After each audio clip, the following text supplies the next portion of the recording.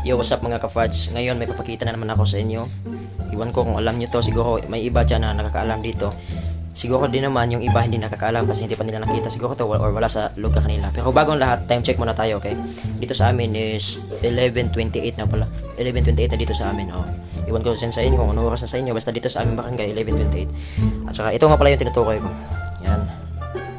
Iwan ko kung alam nyo to, basta sa amin itong mga fads is tinatawag itong kalamansi. Ay hindi, kamansi pala. Oh, kamansi mga fads, kamansi. Kamansi. Sa Cebuano mga fads, kamansi to. Iwan ko kung ano sa Tagalog yung tawag nito. Kasi iba yung kalamansi sa amin mga fads. Diyan sa inyo Tagalog kalamansi, pero sa amin sa mga Bisaya kasi yung kalamansi is limon. Ito ipapakita ko sa inyo kung ano talaga ang kabuuang purma nito para makilala niyo mga fads. Yan ay kamansi talaga ito. Ipapakita ko sa inyo mga fads. Yan mga fads. Kita niyo kulay green. Kulay green, yes, ito. Ito yung mga fads. Ito yung tinatawag sa amin na kamansi. Yes. Medyo may pagkamatinik yung ano. Yung balat niya.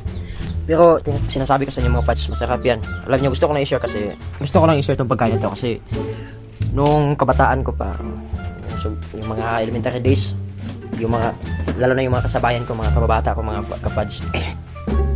Ito talaga yung madali ang kinakain namin. Yung hindi pa uso sa amin yung cellphone. Ang uso pa sa amin noon is yung kabataan namin, yung marbles, yung bunga ng tumelina, ginagawa namin marbles kung wala kaming marbles. Tapos naglalaro, naliligo sa sapa. Ito talagang madali na kinakain namin mga fads. Yung naisip agad namin na anong pwedeng kainin natin. Lalo na pag mga fads, lalo na pag galing gabi, pag umaga. Nako.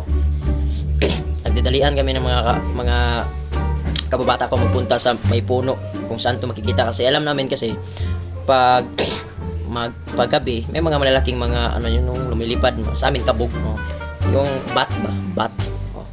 Parang kinakain nila to, siguro malakas din hangin pag gabi, so nahuhulog to kasi pag hinog to mga kafads, madali itong mahulog, biglaan na lang to nahuhulog, kaya kinukuha namin pagka umagahan. Tapos lalo pag malakas ng ulan mga fads, pag malakas yung ulan, nako, pagkatapos ng ulan, matik, takbuhan agad papunta sa may puno kasi gusto namin kumain ng ganito. Masarap kasi kumain itong mga fads pag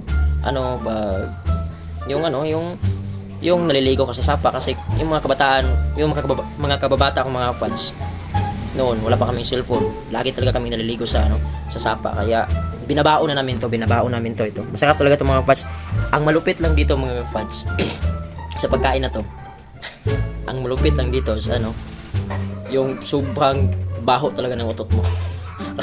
Natatawa talaga ako pag katapos namin kumain nito. Nako.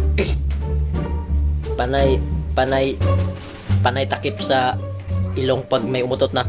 Kasi alam namin talaga, alam talaga namin na pag kumain ka nito, nako, sobrang baho ng utot mo, fans. Kaya gusto ko na i-share kasi nami-miss ko to eh. Tapos ang nakakatawa pa mga ka-fans is wala talagang aamin kung sinong umutot kasi pagkatawanan talaga kasi ang baho talaga ng utot mo pag kumain ganito. Iwan ko na lang ba't baho ng utot mo pag kumain ganito. Yun, naalala ko lang talaga yung mga kababata ko ngayon, may mga anak na din, yung iba layo na. Yun, sa amin uso pa yung marbles ganyan. Yung syatong na yung tumbang bahay, tumbang preso, labay lata, mga ganyan, stickers. Tapos pag nagsawa na, nahanap ng pagkain. Ito talaga yung madaling mahanap namin mga ka-fans. Itong kamansi. Kamansi. Tapos, ang nakakatawa pa mga ka-fans, pagkatapos ng ulan, alam namin may hulog talaga nito. Lalo na pag mahinog. Magsisitakbuhan, yung sinabi ko na, magsisitakbuhan. Tapos, pagdating sa puno, nako, mag-aagawan kung sino ang unang makakakuha. Pero, ang nakakatawa, sa isang bahay lang din naman lutuin. Iwan ko. Ito. Lutuin. Tapos kami na din ang kakain. Mga kasama ko. Nakakamiss talaga. Tapos, yung pag ganito, pag sa eskwelahan din, alam nyo, binabaon din namin to eh. So, noon kasi, hindi pa uso yung pera yung sa amin. Or meron yung ibang classmate ko, binibigyan ng 5 pesos, 10 pesos pa kami. Ako, nagbabaon na nito pang recess, yung biscuit ganyan. alam nyo, iwan ko na lang itong mga classmate ko dito sa bundok. Parang hindi taga bundok eh. Kasi pag may nagbaon ito, no, ubos agad. Pinagtutulugan eh, pinag-aagawan talaga ng ganito. Iwan ko na lang, masarap talaga ito para sa mga bata eh. Tsaka, ang ganda nito, pwede dito, halo sa mga gulay.